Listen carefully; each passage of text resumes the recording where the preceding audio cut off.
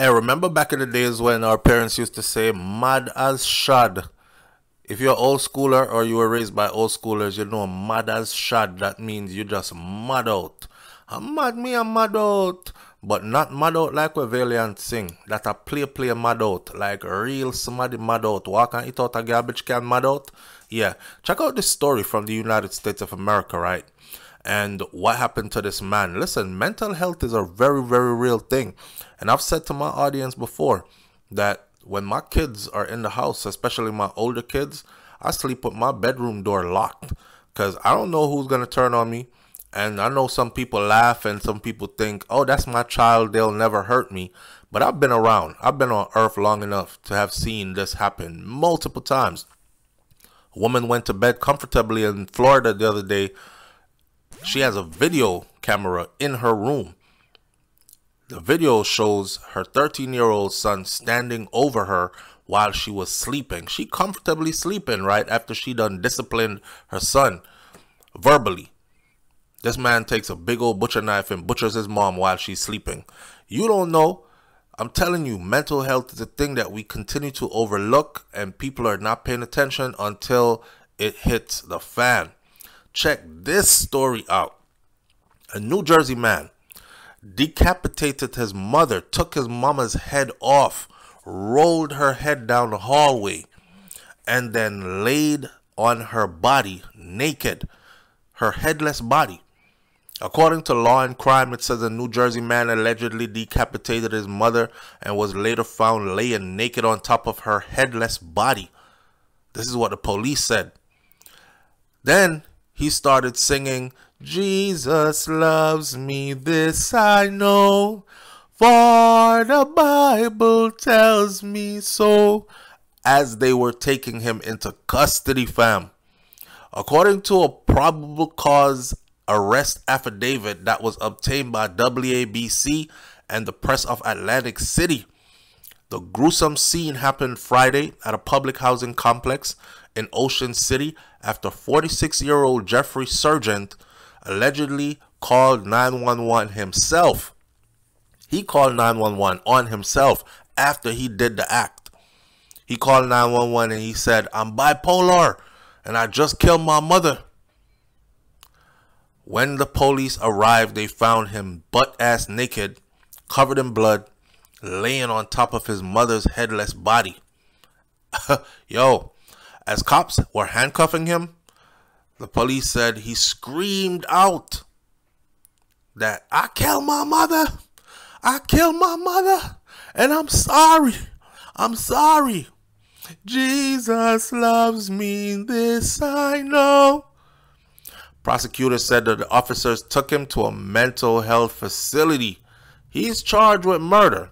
He's charged with possession of a weapon for an unlawful purpose. He is charged with unlawful possession of a weapon. Sargent reportedly has a history of mental health. See, and it comes down to this too. Them parents, right, especially the mothers, they be looking at the person like, this is my baby. And it's understandable. You know, she raised that baby. In a lot of situations, even when it comes down to a parent leaving, it's usually the daddy that leaves and mama is left as a single mother. Even if daddy is there, it's mama that is still more interactive with that child than daddy is, right? In most situations. So children are usually close to their mom and the mom is usually attached to her baby. I'm not a woman. My belly never got big. Having a fetus grow, a human being grow inside of me, and then going into labor, and that labor pain associated with the process of delivering a baby into this world, whether it be by C-section or pushing it out vaginally, is still a delivery, right? Still you bringing life into this world. So they're forever attached to their child. So seeing that same child grow up to be a person, an adult who has issues, the mom is going to have more sympathy than anybody else. She still remembers her little baby she used to take to the park. She still remembers her little baby she used to take on play dates. She used to play with goo goo gaga, kiss her baby. Everybody telling her, oh, the baby is so cute. All that, right? Meanwhile, this person has turned into a completely different person. and mama's life is in danger and she don't even know it. This victim was identified as 74-year-old Alexandria M. Sargent. In a GoFundMe page, her family described her as the greatest mother in the world, would have done anything for her son and her family. Somebody said our grandmother was murdered by our uncle, Jeffrey Sargent. She lived with us and helped us with our day-to-day lives. Without her, we can't afford rent or food, and we cannot pay for her burial or even a cremation. This is what her grandson, Chase Sargent, wrote on their GoFundMe. Janice Powers told New York ABC affiliate WABC News that she was visiting her father, who lives in the same building, when she tried to go to the second floor. She says, I went to go do a load of laundry, and it's on the second floor, and they had everything marked off and blankets and all that. I was like, oh my gosh, what happened? Powers said that she met Jeffrey Sargent before. We went to a barbecue. He just played with the kids. He was really nice. I don't know what to say. It was weird. Boy, I don't even know what she's trying to say. Westy says, man, it looks like someone is trying to get himself an Oscar with all this acting.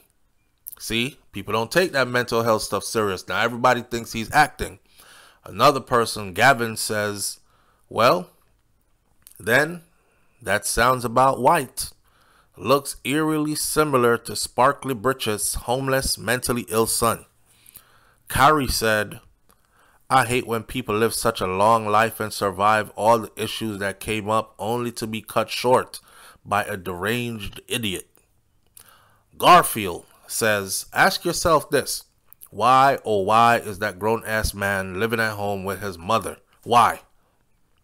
Another person says, because he can't find work, making enough money to live on his own.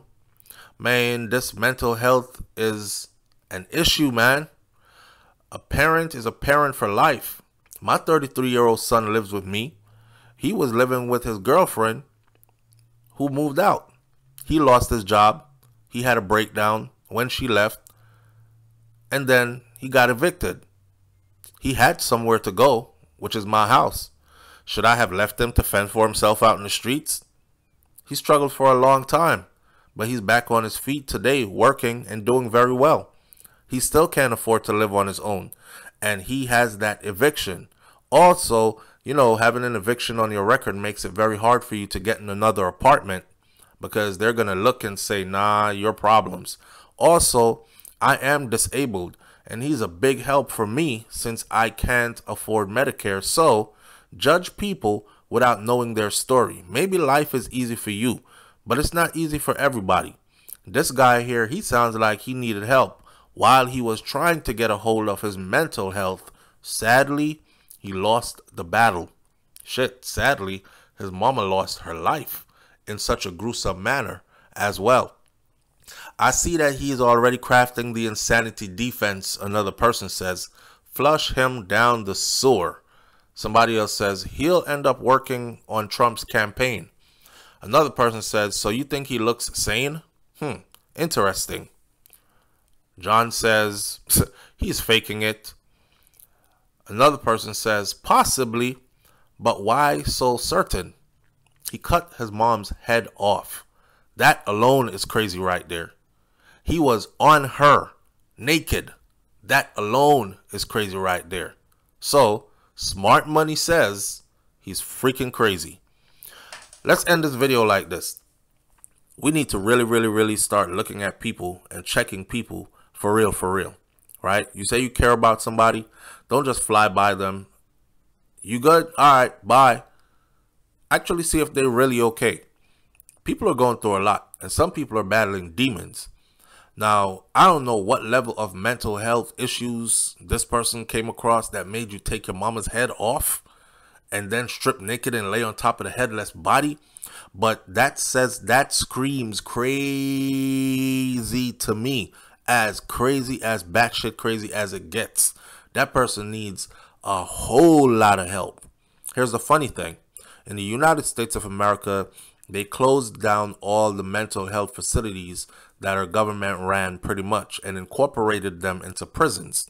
So people who are actually like this guy, criminally insane and beyond, he is going to have to endure prison instead of actually enduring a mental health facility where he is going to get some real help. So it is said that in prison, they're normally locked in solitary confinement type of environment, which is already not conducive to their mental health. You know what I mean? It makes it get worse, exacerbates the situation. So they're the guys who are usually pooping in their hands and slinging the poop at the wall, writing their name in poop all over the room, all that kind of stuff. I don't know, man. Just be careful out there. Be careful who you're around, and just understand that mental health issues can affect just about anybody. Never say never, because you just don't know. We're all humans, and whatever happens to one human can certainly happen to another, right? Man, I pray healing for this family. That's something gruesome. That's something I would never want to see for anybody. I wouldn't even pray that for my worst enemy, that their mama be laid out like that, and it's done by her son. There's no exploitation to this video. This video is about mental health awareness, checking on your people and trying to get them some help as soon as possible. Don't ignore the red flags, and stop thinking you can pray it away and it's going to go away, because it's not. Okay, I know they say prayer heals things and all changes things, but sometimes medical intervention is what is needed. I'll catch y'all on the next video. I'm out. Peace.